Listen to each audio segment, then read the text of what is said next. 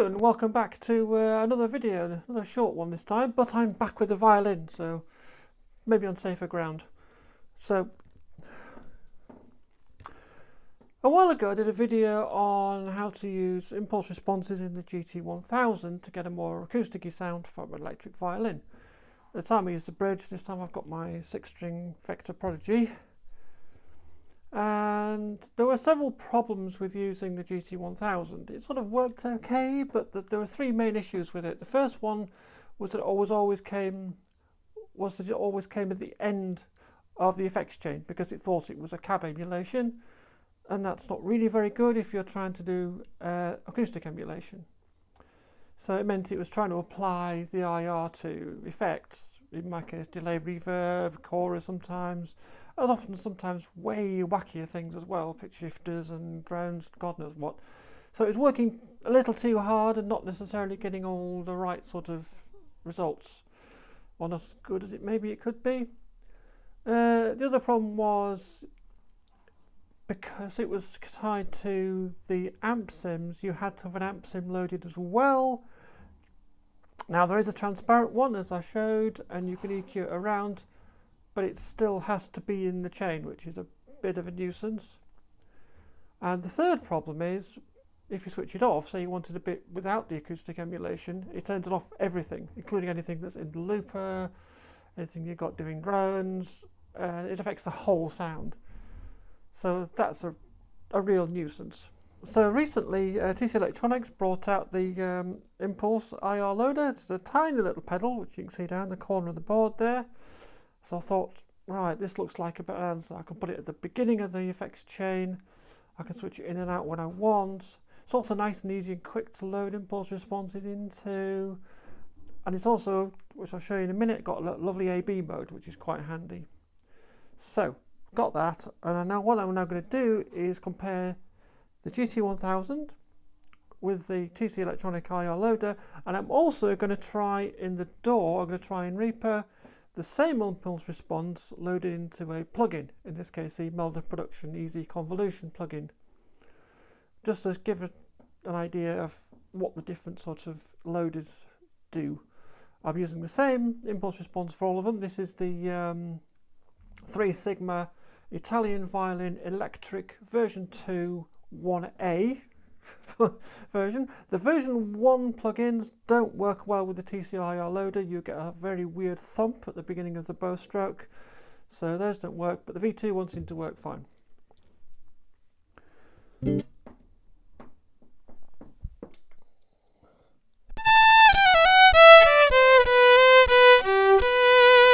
That's the raw sound. If I put the GT1000 on.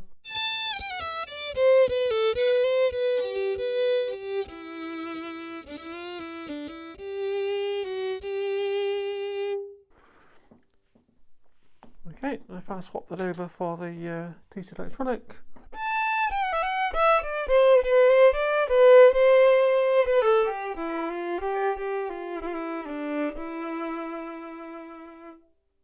A bit dry, let's stick some delay and reverb on it, which is what I tend to use. So this is the GT1000 again.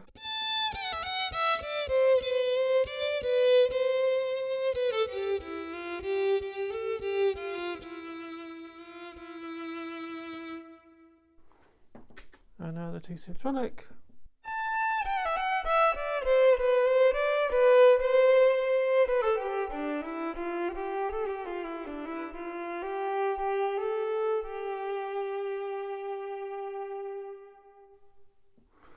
So I think TC Electronic is a little bit more live. There's a bit more of a reverby feel to it. It sounds a bit more live.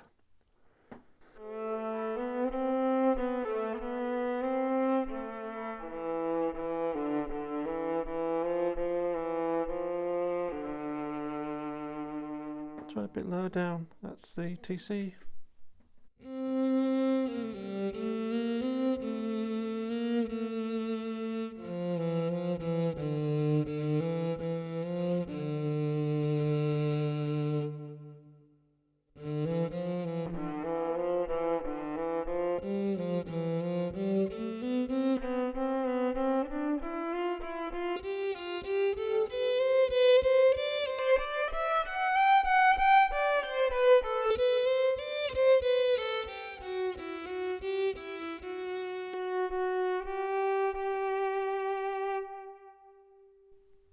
Yeah, the TC seems to be less trebly. I thought it might be because it doesn't have the amp sim in. It's a little fuller sound, I think. So, yeah, it's nice. I'm quite pleased with that. So let's try this with the Melder Production IR loader MEZ convolution.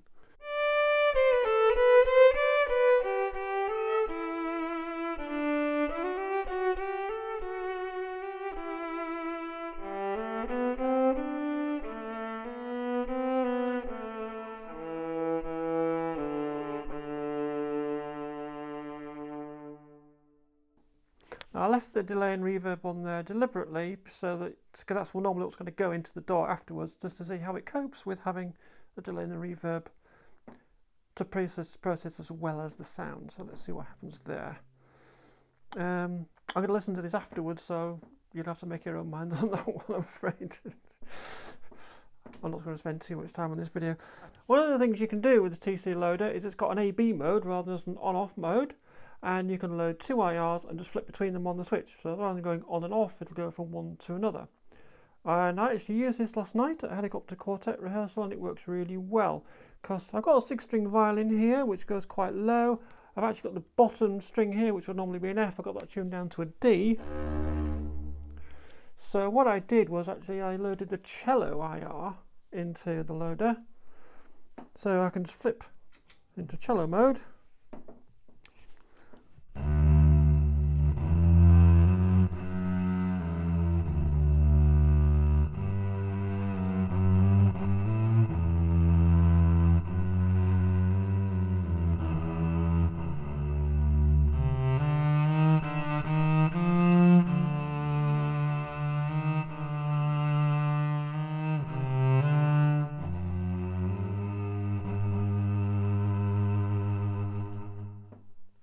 Which gives you a lovely round cello sound, and that is worth having, I think, because it's so hard to switch on the GT1000 because you'd need to change the patch, and that would change the sound of literally everything that was running at the time, which is a bit of a pest. I mean, yeah, you can do it, but this is much easier. I think it's very easy to switch backwards and forwards, and that lovely round cello sound is available at the click of a switch, literally the press of a foot.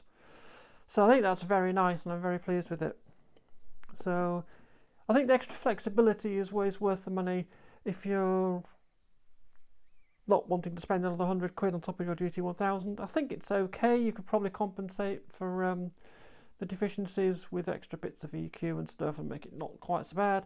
But I think you do get an extra sound quality out the TC electronics that's worth having, and the flexibility, I'd say, is really, really nice. The smart people among you who watched my pedalboard video a while ago will notice it's not actually right at the start of the chain, it's actually the beginning of the first effects loop. So it's just before the SY300. That's more for convenience than anything else, rather than having extra wires running in this loom thing I've got between this pedalboard and the GT1000. In theory, it should really go first. In practice, I tend to have that effects bit quite early on in the chain anyway, and the loop is obviously near the end. So it's merely for practicality where it is, and it seems to work fine. The only thing I usually have in front of it these days is an EQ, maybe a treble boost or a bass boost, depending on whether I'm trying to sing out above Mike's guitar, playing loud distortions. Otherwise, it's very near the beginning. So yeah, that's a quick video on the TC Electronics IR loader. I'm very pleased with it. It worked really well last night at rehearsals. So yeah, I think that's another solution to the problem of getting more acoustic sound out of your electric violin and even the cello sound. See you in the next video. I promise it won't be a guitar one. Goodbye.